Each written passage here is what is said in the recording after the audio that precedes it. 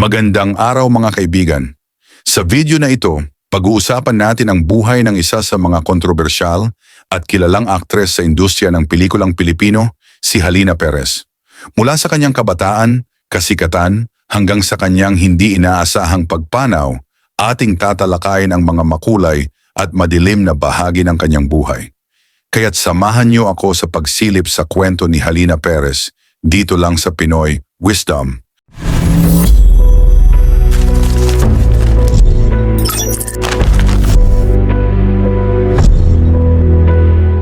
Si Vanessa May Ann Uri o mas kilala bilang Halina Perez ay isinilang noong ika-11 ng Disyembre 1981 sa Santa Maria, Bulacan.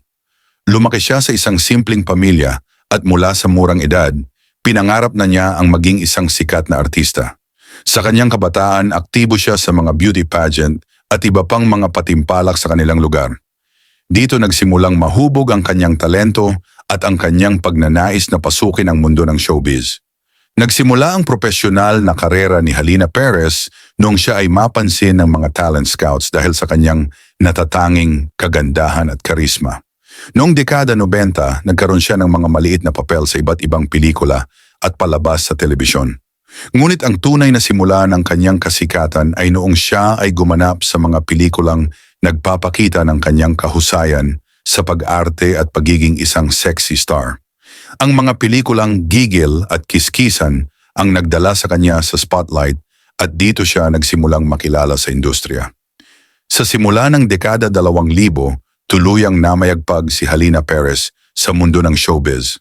Ang kanyang pagganap sa mga pelikulang gaya ng Balat Sibuyas at Kasiping ang nagpatunay ng kanyang talento sa pag-arte. Kilala siya sa kanyang kakayahan na magdala ng iba't ibang emosyon at karakter sa kanyang mga proyekto.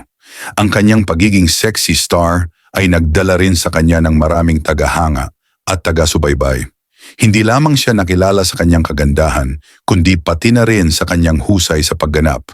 Ngunit hindi rin naiwasan ni Halina ang mga kontrobersya. Ang kanyang mga mapangahas na roles at mga eksena sa pelikula ay naging sentro ng mga usap-usapan.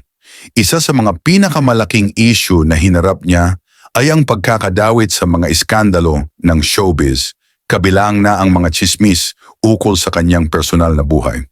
Ang mga kontrobersyang ito ay nagdulot ng mga pagsubok sa kanyang karera, ngunit nanatili siyang matatag at ipinakita ang kanyang dedikasyon sa kanyang trabaho.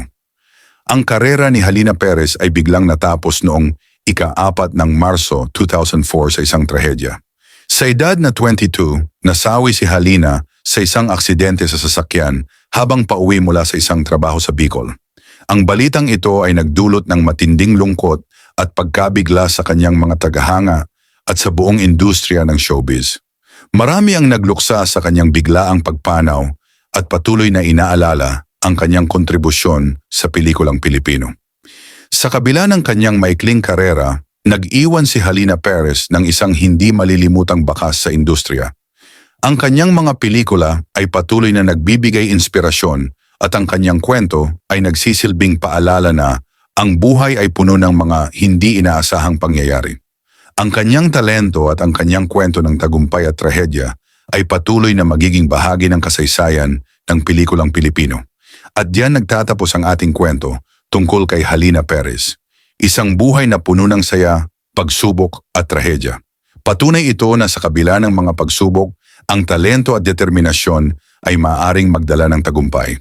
Salamat sa inyong panonood at huwag kalimutang mag-subscribe para sa iba pang mga kwento ng mga kilalang personalidad. Hanggang sa muli mga kaibigan.